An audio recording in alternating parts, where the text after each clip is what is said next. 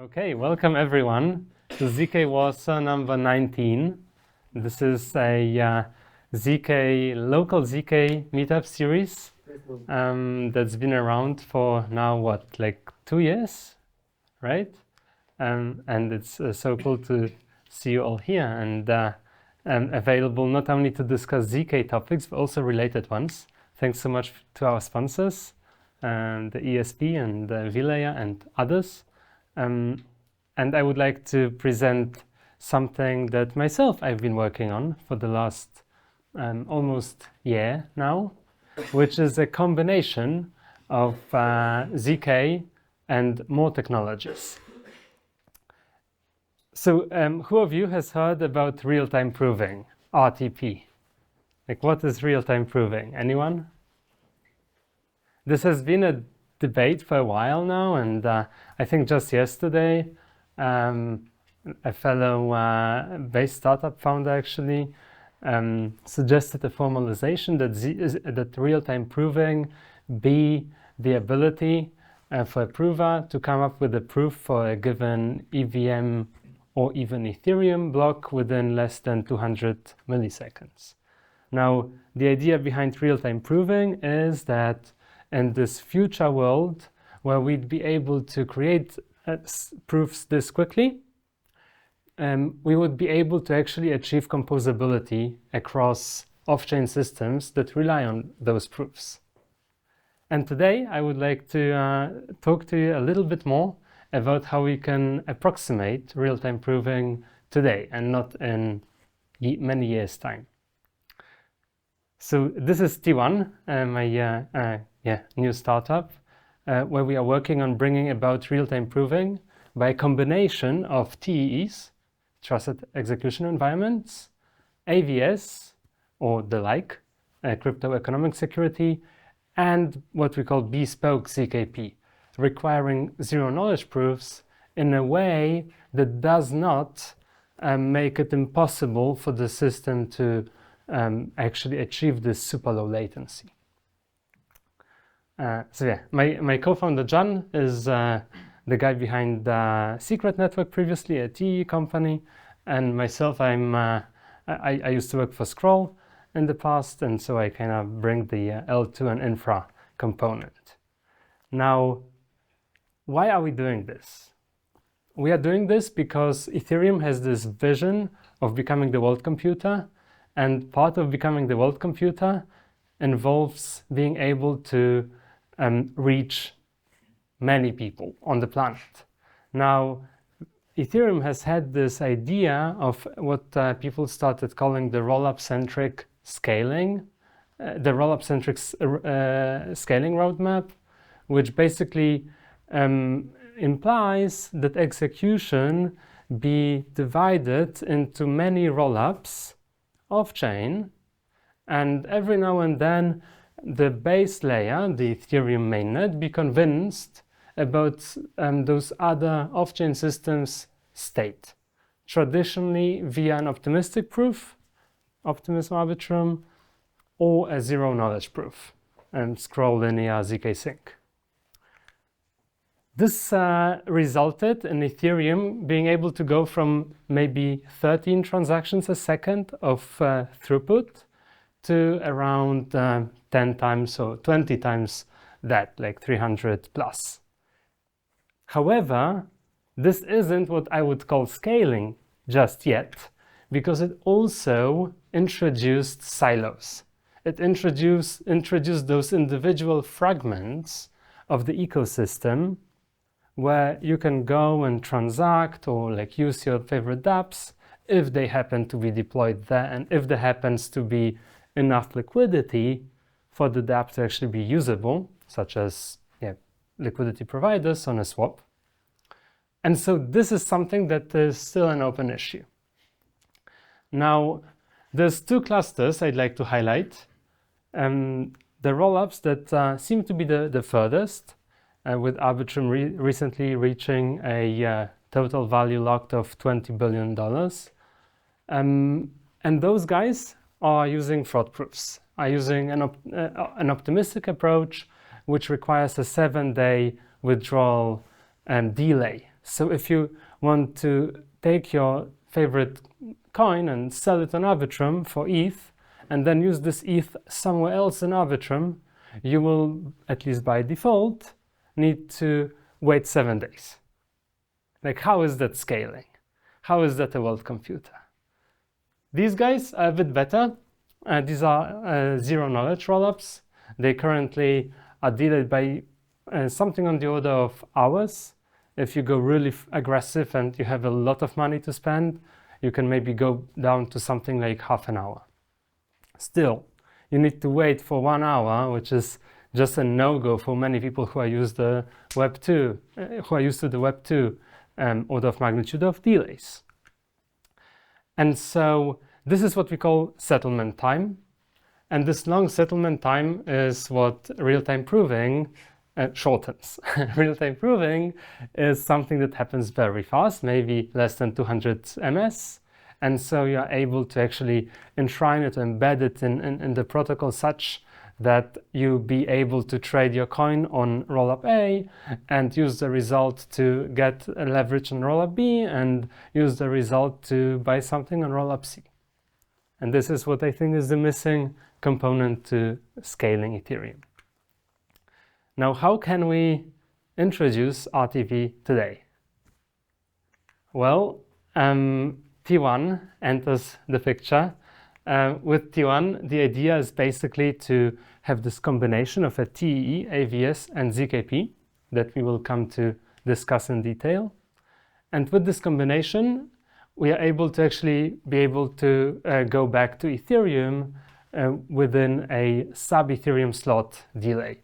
So whatever happens on T1, we can basically sign off on, and the next Ethereum block will contain T1's most recent state.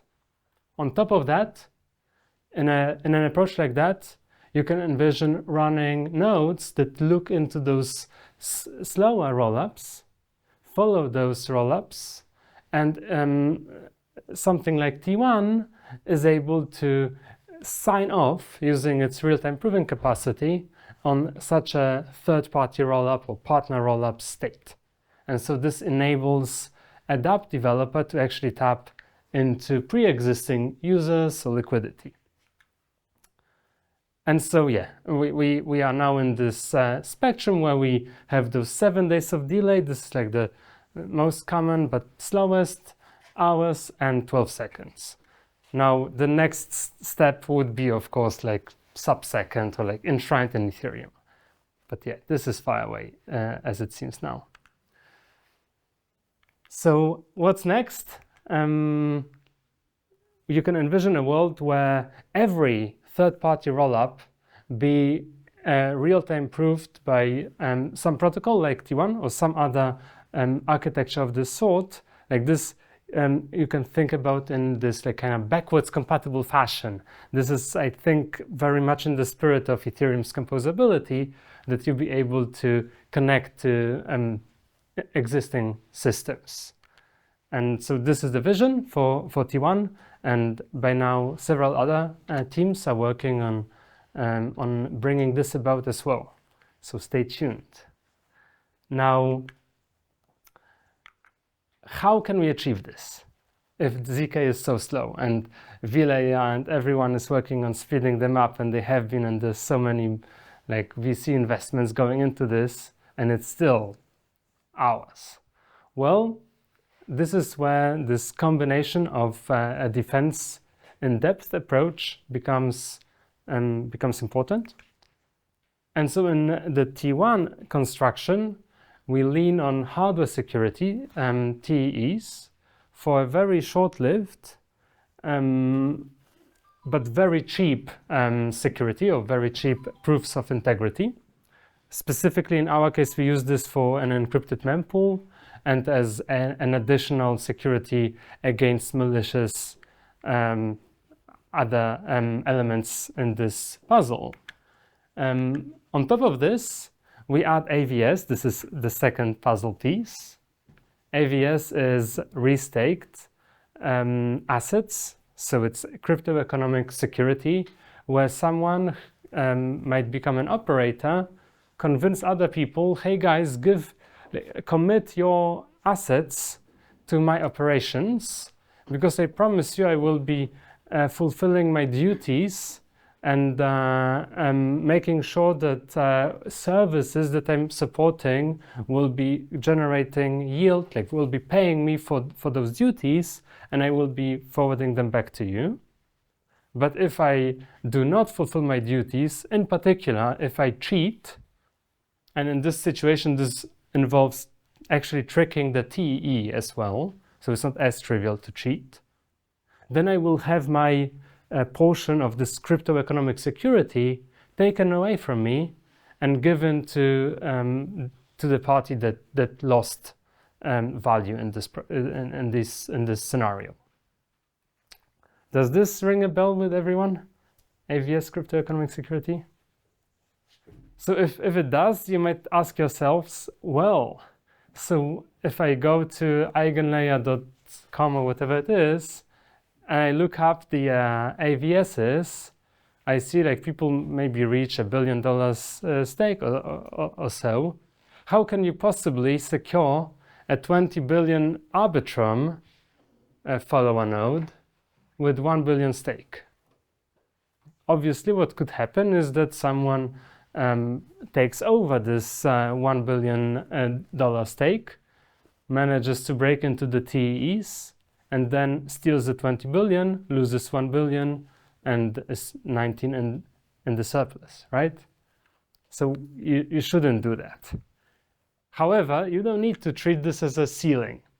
Instead, you can have zk enter the picture, and this is what we mean by bespoke zk, in such a way that you observe what sort of value is at risk in your system, in this case T1, and you basically have an accumulator, like a sum over whatever it is that a malicious AVS operator might be able to steal. And as you approach the level where you no longer feel comfortable, and here you need to actually take into consideration what exact consensus you are running in the AVS. It might not be the full restake, but less actually. Once you approach that, you can ramp up the fees on your L2 to discourage people, unless they really want to, from transacting and increasing the sum even more. And you can ramp up the reward for people who provide a zk proof of the current state of your system.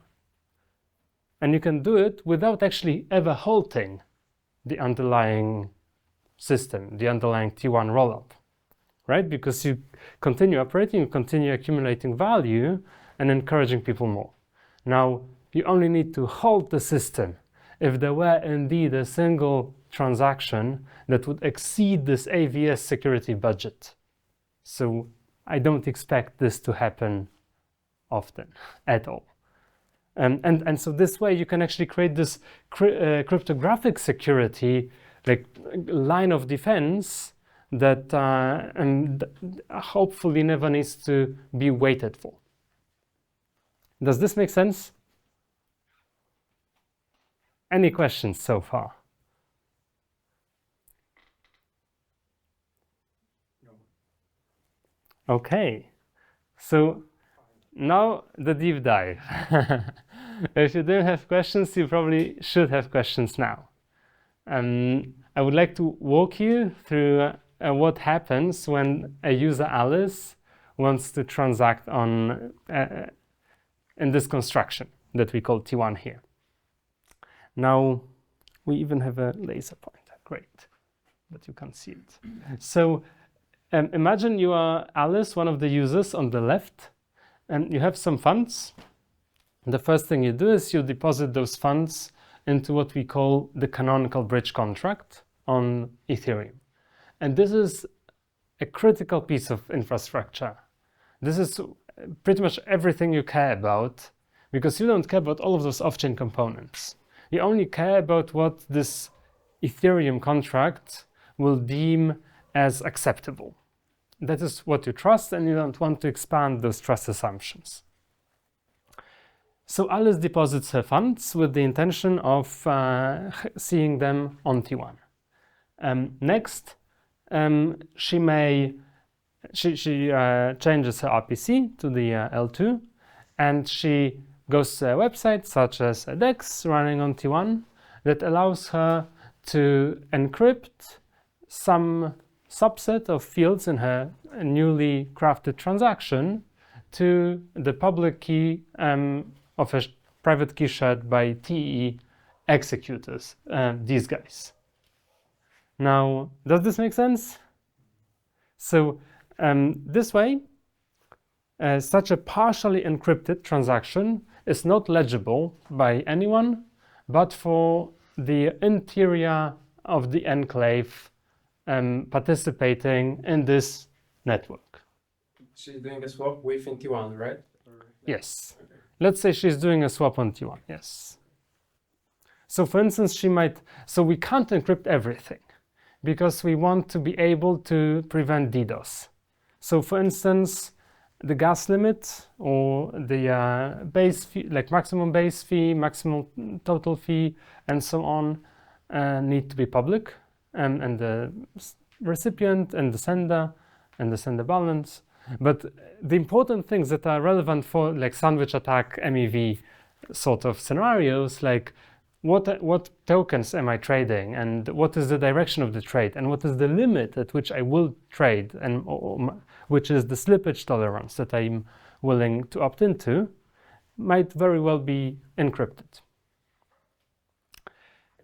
Now, this partially encrypted transaction makes its way to not the TE network, but to a separate network that we call the sequencing AVS.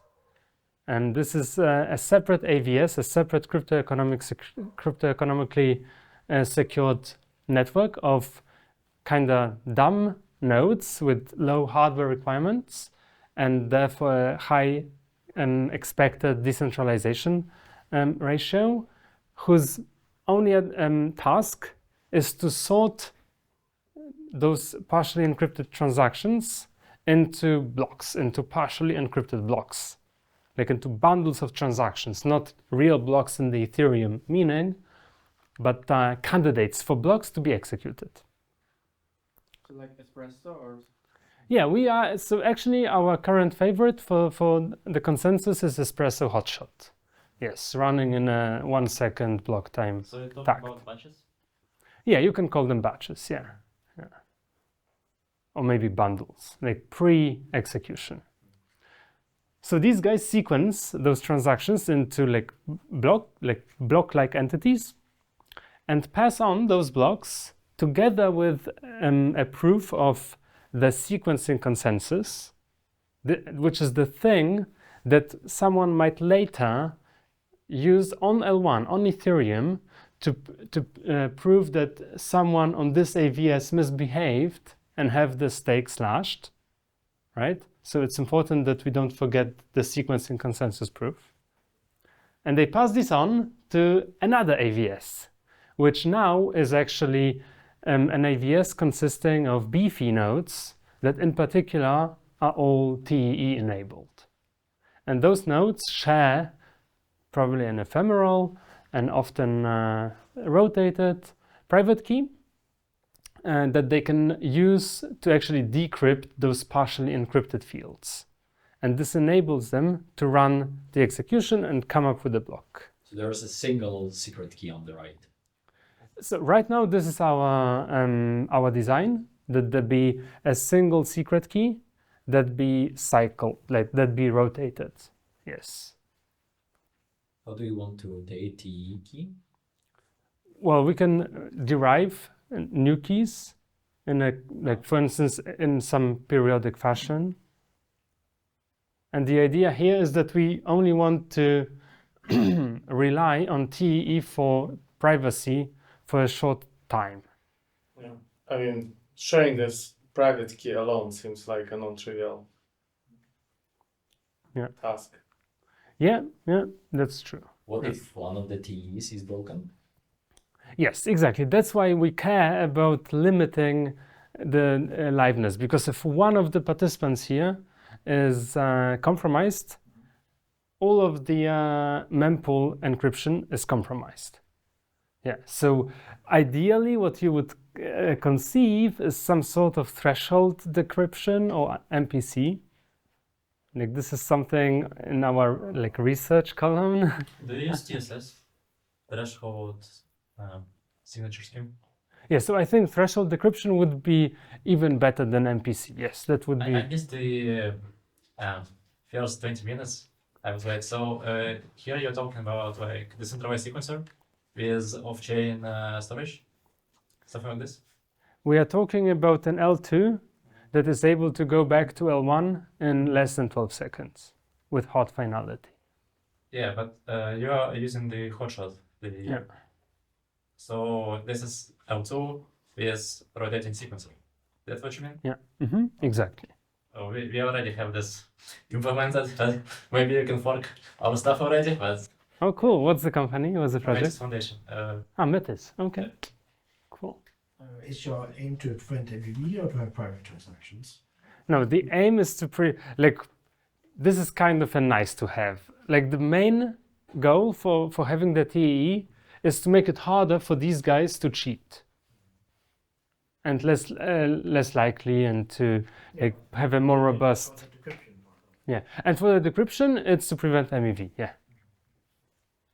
So we actually are also considering allowing like a certain half-life for privacy for like some fancy use cases such as shared private state based use cases.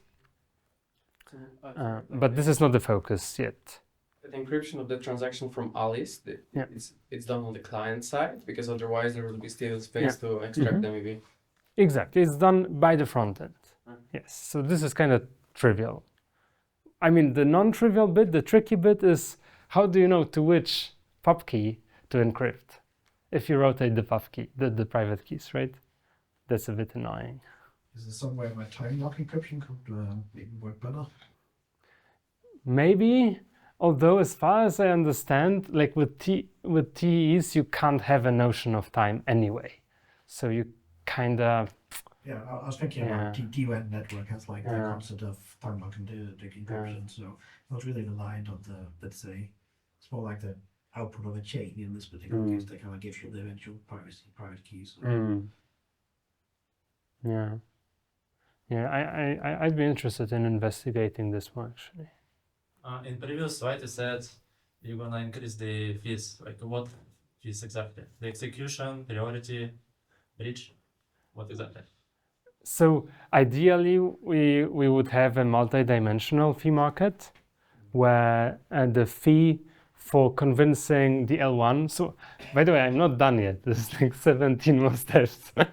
But where convincing the L1 about finality becomes more expensive. So we want to basically discourage people, especially who are inserting high-value transactions into the network, from transacting.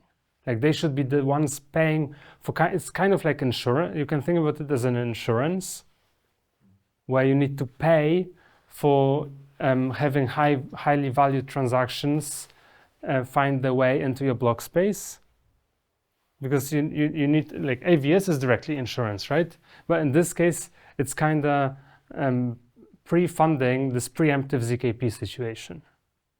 So, in regards of sequencers, how many is the baseline? How many sequencers you will have like at the first time? Well, of course, one. Okay, like we've just launched DevNet, so it's early, but you already have some sort of rotation, right? So you can have one. Yeah.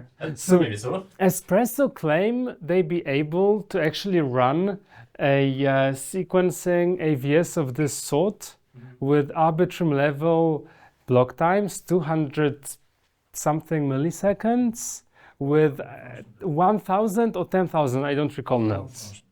1,000, yeah. So it's like this, wow, this is really impressive. Yeah. Like this is...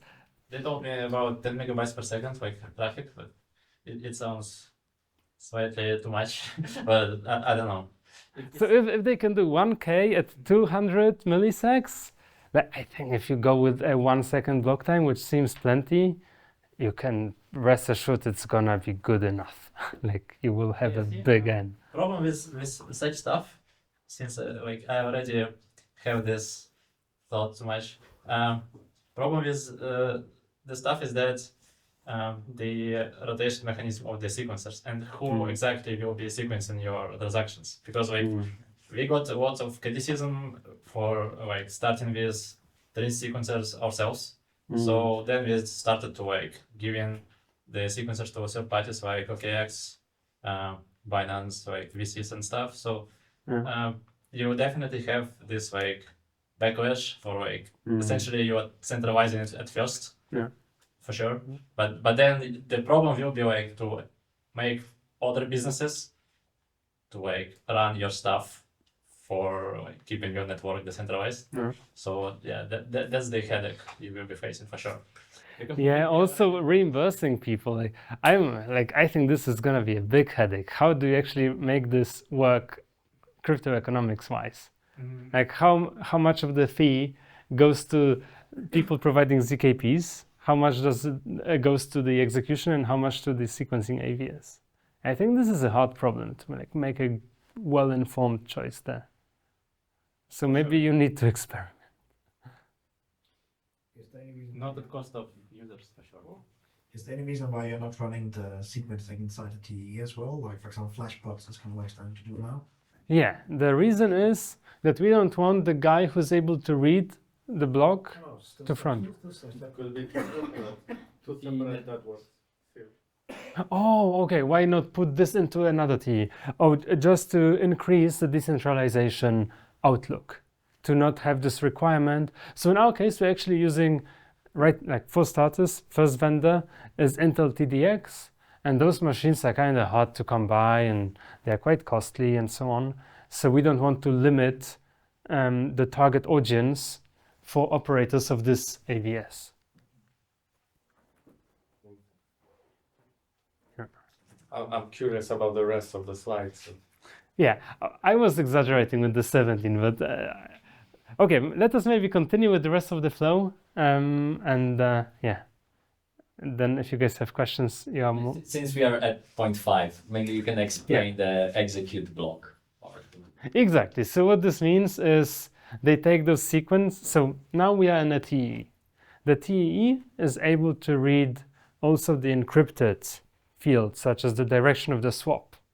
And so they are able to actually apply the state transition function to those plaintext inputs and either like revert some of that, but for sure come up with a new state. This is what we mean by execute. About EVM or something else. Exactly. We are so in T1's case specifically, we are using Reth for like a modularized version of Reth, and the idea is to expose the functionality I was talking about of looking at Arbitrum or sending stuff to scroll as a precompile. And but it's not standard JSON RPC, or is it? Which one? It needs to be encrypted in point 2. Yeah. Yeah. So this indeed is a custom, like expanded version of the JSON RPC, but we try to be as close as possible because the default is you send a non-encrypted transaction, and then you can use this remain backwards compatible. I wonder if it would make sense send to someone for encryption, that some to sequencing and then to execution. Well, encryption is kind of easy, right? It's like bits. On the right. Yeah, then we need ZK, right? So anyway, you execute the block, you come up with a new state root, and this new state root, you will try to convince this guy, the L1 canonical bridge, of the validity of. And you will do it according to the previous defense at depth approach, which is you will tell it, hey, this is the new state root. You will tell it, hey, this is how I got it sequenced. This is an aggregate VLS signature from these many guys.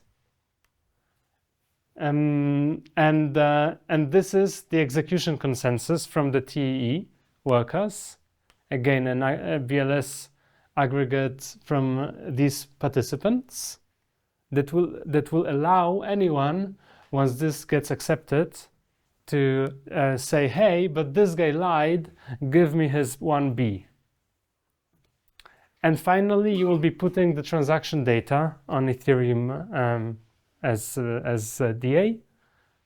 And then it might happen that this guy here rejects the new state and says, hey, I am running independent accounting from you, and I no longer feel comfortable with the current knowledge about the stake and what I feel is at value, so I will not accept it until someone gives me a zkP.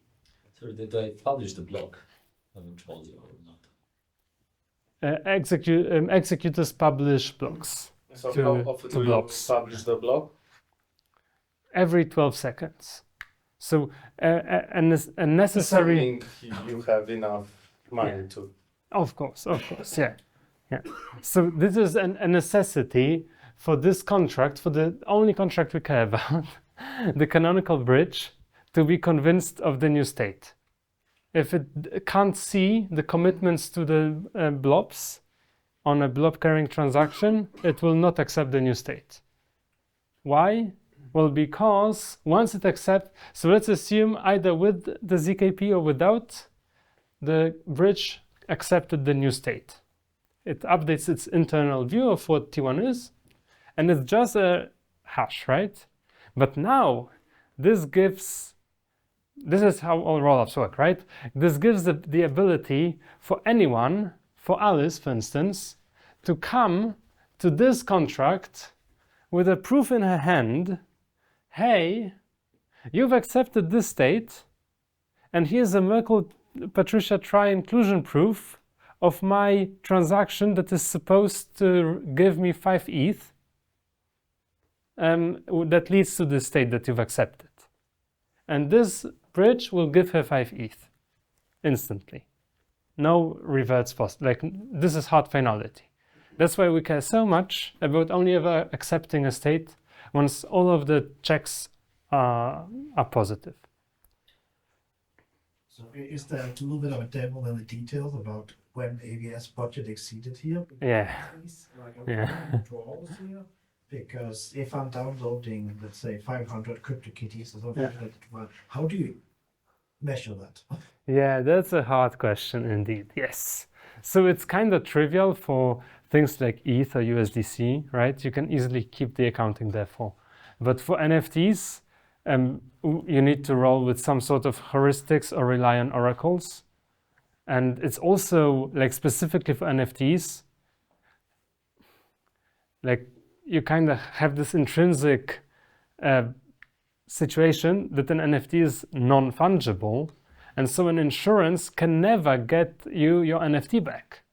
Like, it can give you an infinite amount of ETH, but your NFT is stolen forever. So yeah, like, this does come with caveats. And it's actually worse than that, because it's not just withdrawals that you would, like, ideally, in an ideal world, count and use as a trigger condition for requiring a zkP, but it's also off-chain transactions. Like, maybe this Eve, and Eve has ETH on T1, and she wants to buy a yacht. So she from Alice, who is also on T1. Like, she can send those ETH to Alice. Alice gives her the yacht. Eve sails away to the sunset, and in the meantime, Eve corrupts the AVS, which has no idea about this yacht, like, intrinsically, no idea about this yacht having been part of this new state, that this transaction never happened. So she will have kind of gotten the yacht for free, because you have this, like, off-chain, like, real world asset situation. So yeah, ideally you would take that into consideration as well somehow. And practically what you would do is Alice would not give the yacht until her full node running Ethereum 12 seconds later says, yeah, this is okay. So it basically bends down to social consensus because people will withdraw before they get uncomfortable. Exactly. Like that's one thing. The alternative, of course, is Alice runs a T1 full node, and she will like a T1 execution full node, so she will find out about cheating as well. Yeah. So yeah, correct. It's kind of tricky to find out when to require the zkP. And also, yeah, like the problem with zkP is it takes a long time, but this is under continuous generation conditions. Like Scroll is paying 100K or something every few days just in zkP generation and verification, but this is where they are doing it every hour. Now, if you don't do it for half a day or for 1 week, to then come up with the zkP on the spot, like this grows linearly in your input. That's the problem on the prover side. Yeah, that's why hybrid rollups exist. So you can use optimistic stuff for this part of the problem, I guess. Yeah, I guess AVS is kind of like an optimistic thing here. But my approach would be no. Let us have a market that incentivizes the submission of a zkP periodically, even though we are far away from exceeding the security budget. Just so as to make it feasible that someone be able to come up with a zkP in a matter of 2 hours rather than 2 weeks, if like, for instance, if the market moves a lot and many people transact all of a sudden. Sorry, so I understand that this zkP is confirming that the state transition is correct. Exactly. But what the bespoke part means here? Bespoke means it's not required on every step, on every L1 update. Okay. And who orders this zkP? Oh, it's the contract, the L1 contract. So it has to be an off-chain. It can't be anyone on this T1, untrusted T1 box, right? It has to be the foundational. Like this is kind of bad as well, right? Because it means it's going to be costly to be running the accounting because it needs to. But like the L1 contract has no idea about the value of transactions, right? Well, depends. If it, for instance, disburses those withdrawal requests, it knows. So it cannot know by default how many withdrawal transactions are contained in a new suggested state root, right? But it can, at the very least, the most naive approach would be keep track of how many people withdrew funds. But the number of people and like the size of withdrawals. Yeah, the size, yeah. But Yeah. like if like the transactions are encrypted, then yeah, how do you want to inform the L1 about the Because they are only encrypted up until this point. Here they get decrypted, and decrypted, like plain text block data, goes into the public block DA. So it's like so it's also like an arrow from Ethereum back to execution AVS to request the zkP, and then like the zkP comes back. Yeah. So yeah, like technically the zkP generator might be any third party. They don't need to be a TE. Like they can, like you said, hopefully they are running a full node, so they have blobs, and they just restore the state. When the budget of all transactions within this zkP is exceeded, then we can request this zkP, right? Or Yeah, well, ideally earlier, okay. so that the system doesn't need to halt, doesn't need to stop finalizing.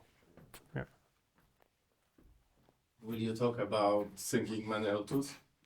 Yeah, here, look, partner rollup bridges. Well, this is kind of you get it kind of for free in this construction, with one big caveat that I wonder whether Carsten is going to find out. Imagine you have this TE that has this AVS that comes to consensus or to a conclusion about the new state root. You can add precompiles that are basically that made deterministic, non-deterministic calls into the outside world. It may be a call into a SEX API, but it may also just be an RPC call into an Arbitrum follower node running beside you. As long as you make sure it is expected under the happy path to behave deterministically, which you can. And then you make this part of what both the TEE attests to and the AVS people vote on when they come to decide whether they sign off on a given new state root. Shouldn't your execution areas only be evaluating based on the data that the other rollups have posted to DA? Yeah, this is the yeah, you spotted it. So the problem is rollups can roll back, rollups can revert, rollups can have a reorg. And so in reality, you only know what the state of Arbitrum in a given block is after the DA for the sequence transactions has finalized, not just been posted, but finalized, so that's 13 minutes, on Ethereum. And until then, you have a risk that the sequencer reorgs, like rolls back the chain and posts something else to Ethereum.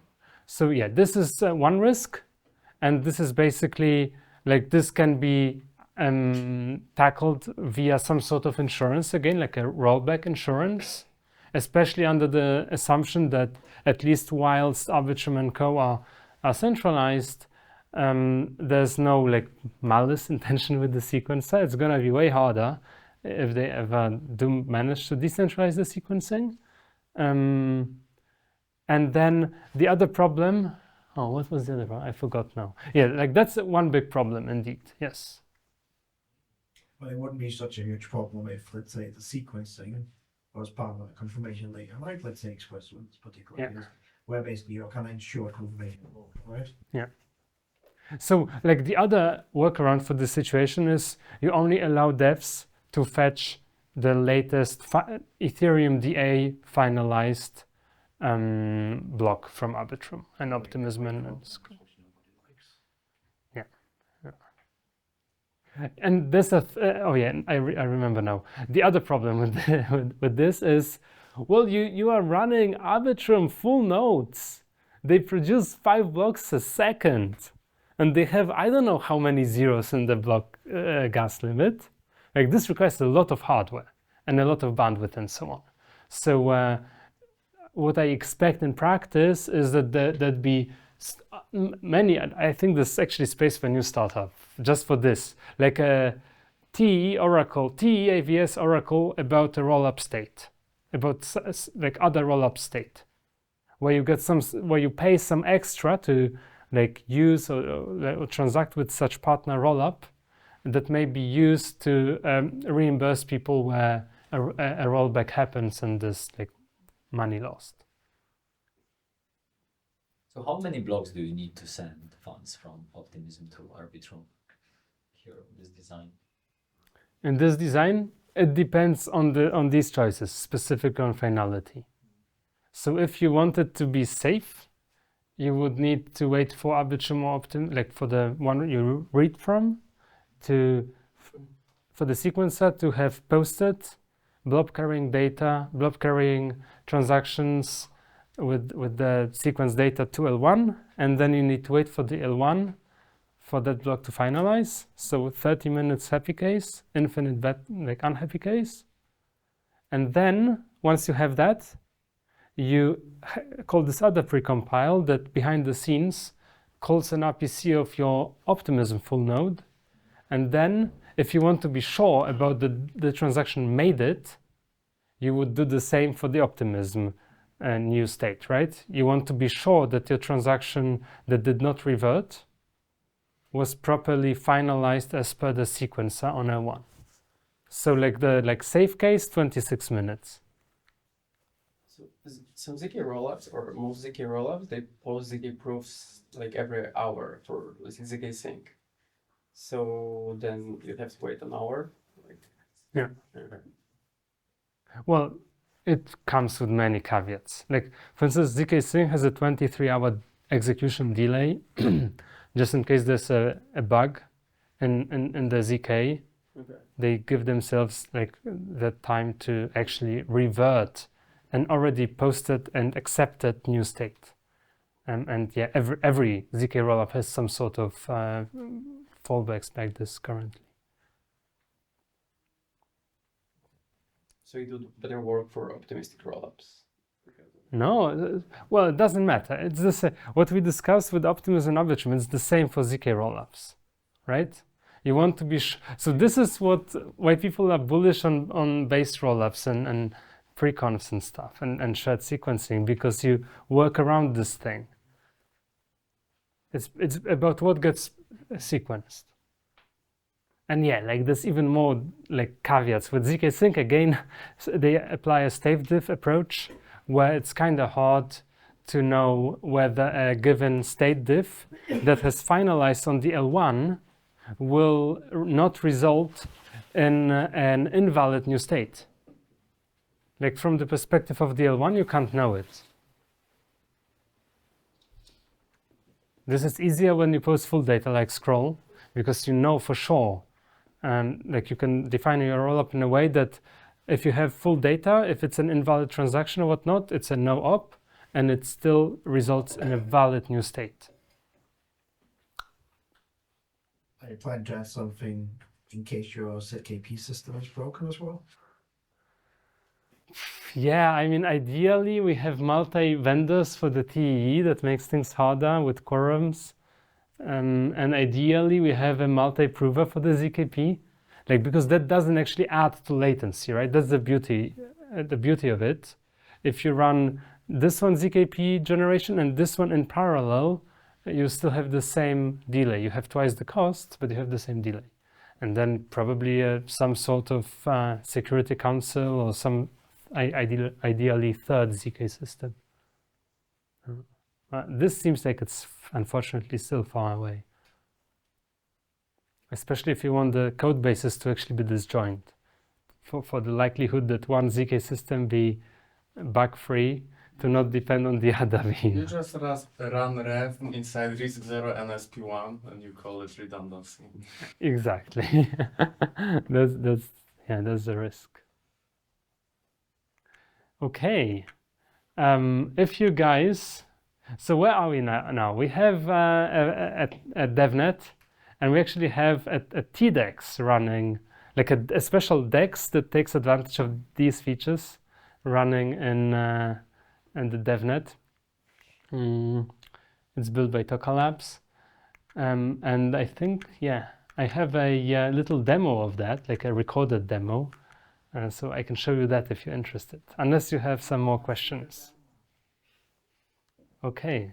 So yeah, I would have wanted to show the real demo, but I'm just going to go with backup because it's it's a bit problematic right now.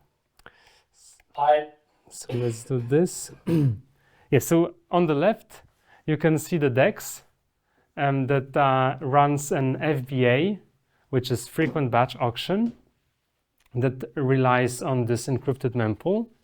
And you can see, I think my co-founder has just submitted a limit order. So these two fields might be the fields that you use as a partially encrypted input to the sequencer. What you can see is the order book, which you usually wouldn't be able to build on an L1 because it's expensive, but you can on an L2. But it has in this L2 this special property that it does not just work like an order book in Binance, where the first order that is able to consume the counterpart gets matched.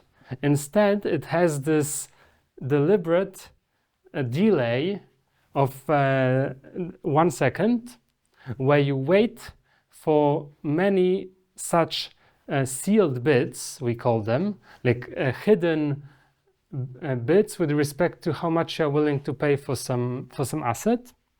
And we only resolve those auctions after such a 1 second slot is over.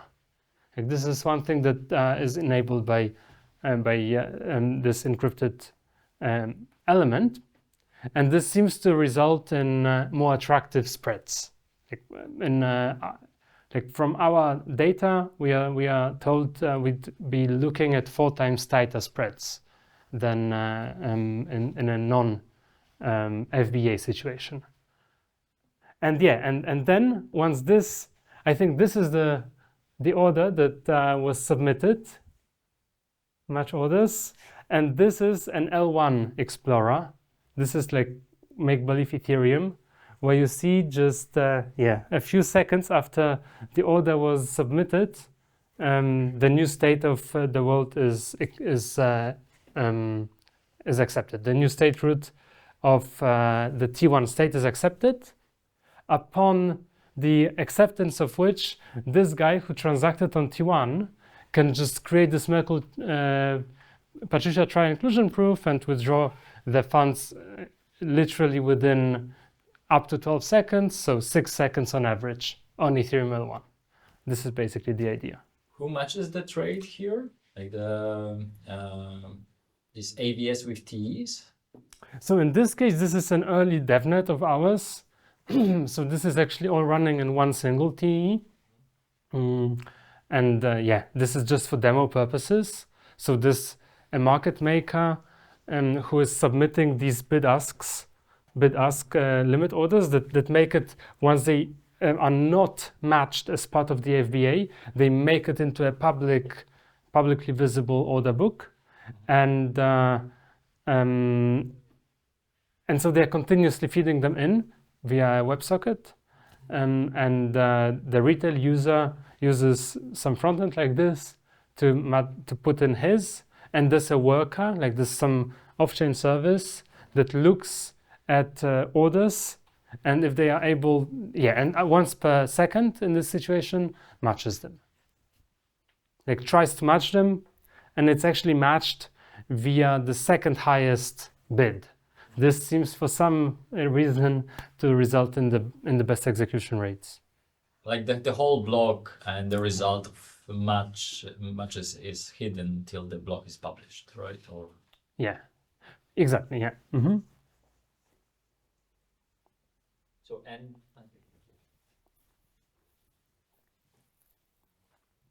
how would you compare it to Suave TE execution? Suave. Yeah, from Flashbots. Yeah, this is a similar approach actually. I think Suave specifically, they focus a lot on block building and not on an application piece of infra. We focus very much on infra, and this is actually a third party who built this DEX. This just happens to be the first use case for us. So that's why I'm showing it. And I also think it makes a lot of sense. We wanted to build the DEX ourselves first. But yeah, this is where I think the difference lies. I don't know if Michał agrees though. Any more questions? How do you think it will result in solver's monopoly? Because like most of the DEX orders are still executed with like regular on-chain aggregation, and also like 1inch infusion, co-swap, there are like monopolar solvers who solve most of the incoming traffic, and they also heavily incentivized by the 1inch, by co-swap. They get a lot of like rewards, incentives, because the margin is very low because it's very competitive. Yeah. Do you have any ideas how to make it more profitable for solvers to attract them to the platform, at least for initial like go-to-market? Yeah, so I'm not the DeFi guy, but my understanding is an FBA as model on its own has this very property that disincentivizes those big, very sophisticated participants who compete on latency and incentivize people who compete on price. So I think you can think about it if you have 1 second to come up with some bid, and it's not the first bid that consumes the other bid, but it's actually a uniform price auction. It seems like intuitively, at least, that this be less of a centralizing force. Because you don't need to have this like infra so badly. I think you still, of course, need the liquidity. Like that's still a big centralizing force for solvers or for market makers. But it feels like it should be less. I don't know if anyone else is a DeFi expert, maybe, who can weigh in on this.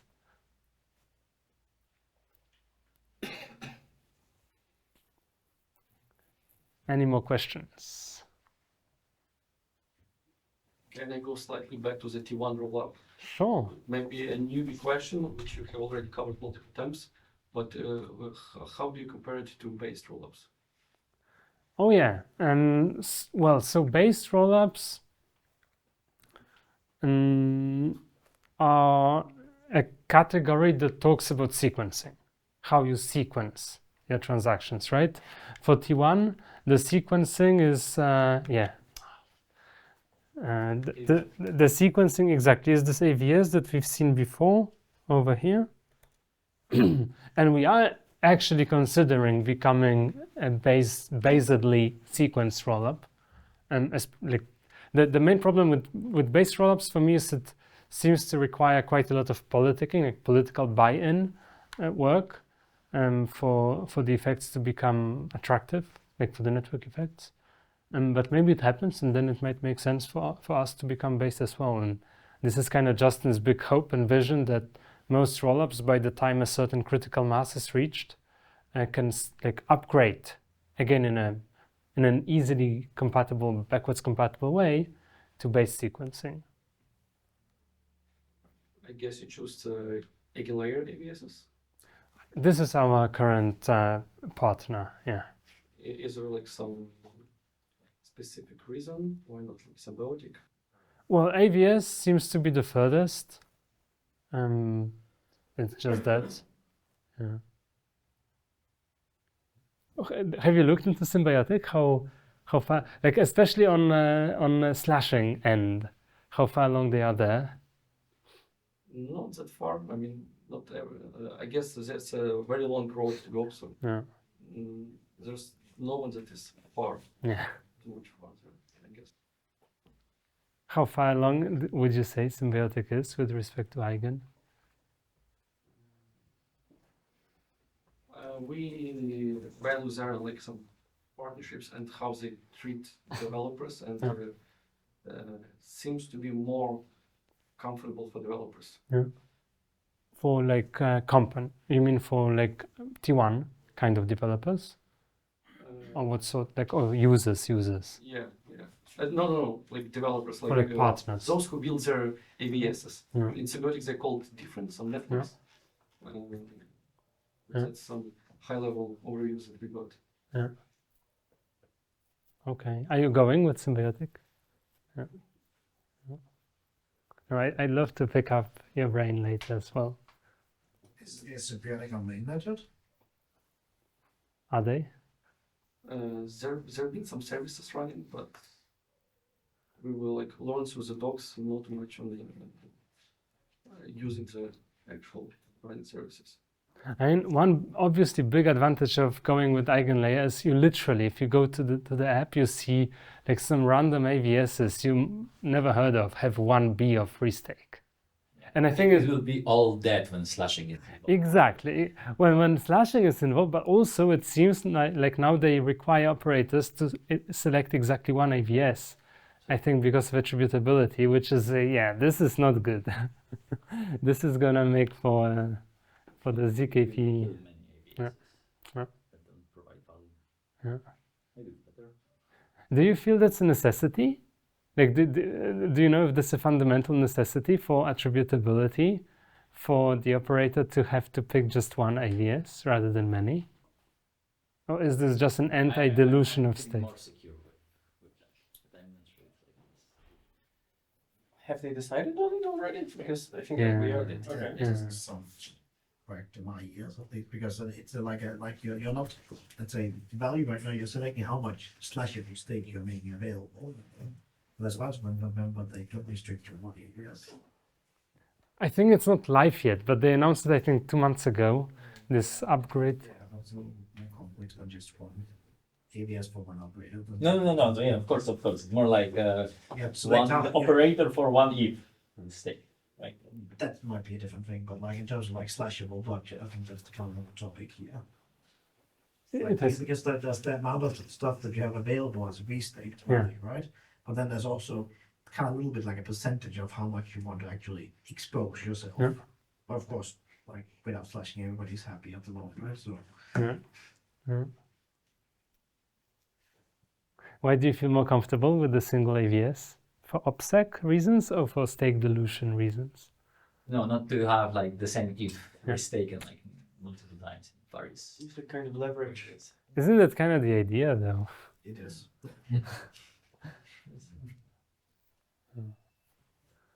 Any more questions? One more Okay, question. and I wonder what's your overall perspective on rollups and the L2's market? There's been a popular thesis on Twitter that OP stack is like pump.fun, but for rollups and L2s. What do you think? I'm not an expert on OP. I don't have an opinion.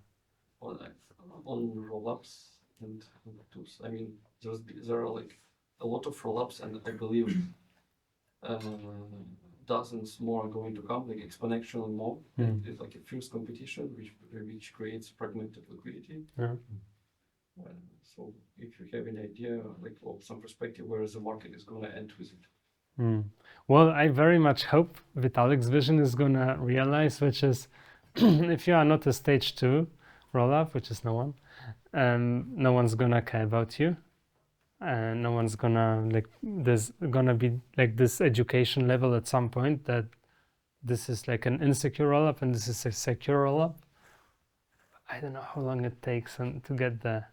Like Optimism has just become stage 1, like a few months ago. So these things seem to take a long time. And yeah, Base and Blast are still like stage 0. And the users don't seem to care. Yeah, that does. Yeah, maybe they will at some point. I guess there's some cool players in the space like L2B that threaten to like no longer order by TVL, but first by stage and then by TVL. And like I think there's some momentum building up and some annoyance. Like you get, like you said, like when you launch with 3 sequencers, you get bad press. Like that's already a sign of a maybe maturing market. In that respect, like it's bad for us, of course, but I think for the ecosystem it's good. So maybe there's some. See, in regards of this like security assumptions, if you're familiar with zkWarsaw, what they did, they implemented this like sequencer-aware security stuff. So basically, they monitoring the mempool with AI, and if somebody does something weird with the liquidity pools, it basically kills the transactions or like stops it. So it's censorship. Yeah. Yeah, it is. Censorship. Exactly. Yeah. Yeah. See. Well, that's what Zircuit marketed themselves. I've been in the space like way too much, so like I feel like this is like correct solution, honestly. Great. Yeah, this is correct because like honestly, everyone talks about like decentralization and like blah blah blah with decentralized until they lose money, and once you lose money, you will be like, okay, fuck, I will probably have to like get my contracts monitored. So that's we are considering now at Mightis, I guess. Like we have conflicting opinions on this, but like in my opinion, if you are like a DApp provider, then you have like this basically DApp deployed with like user funds on our chain. You have a right to like get your contract monitored for suspicious activity because, well, it's your contract and you have like rights to get it censored, I guess. So yeah, because See, in our chain, we had like probably 2 or 3 like instances of dApps basically killing lots of like liquidity and like. What do you mean killing? So basically, so what happens? We were promoting our dApps on like our Twitter, socials, blah blah blah, and people like come to these dApps and deposit money there. And one day, like the dApp gets hacked, and users get fucked. And we feel like, oh, so we are responsible for this. So we like get some reimbursement for the users to keep our faces, Maybe faces, yeah. I think that's the beauty of the rollup scaling roadmap, that you can have an L2 that senses and it's a USP, and an L2 that is decentralized. Maybe it's fine. There is a middle ground for this, I think. So what zkWarsaw did, they wanted to say, okay, we get this like sequencer, mempool, monitoring stuff. So your money is safe, but it is not as permissionless, right? But like we are thinking like doing like kind of softly. So for example, we have Aave deployed, right? And we can allow them to get their contracts like monitored on the mempool level, so they don't lose money. Therefore, our users don't lose money. Therefore, our fees are safe. So like this. There are solutions that provide real-time on-chain hack prevention. Yeah, basically they monitor the liquidity balancing, right? If the hacker uses some flash loans or like weird math, and like they execute the transaction, and this transaction like brings like huge imbalance into the pool, this transaction gets stopped, and that's it. And then they run some kind of governance whether this transaction is legitimate or whatever. So I understand that this works as long as you don't have this private order flows to sequencers, right? Yes, if it's see, like every chain is sort of different. Like Metis has like decentralized sequencer. We have like 9, I guess. So like we control 3 as foundation, and 6 is like other companies basically. We have OKX, we have I think Binance, we have some universities, I think. So we basically try to like get as much like operators as possible that like reputable, and and then we sort of decide with them on things. So asking your question. Guys, the pizza is here, we have drinks. Okay. Thank you so much for this. Let us move into the less formal part. Thank you.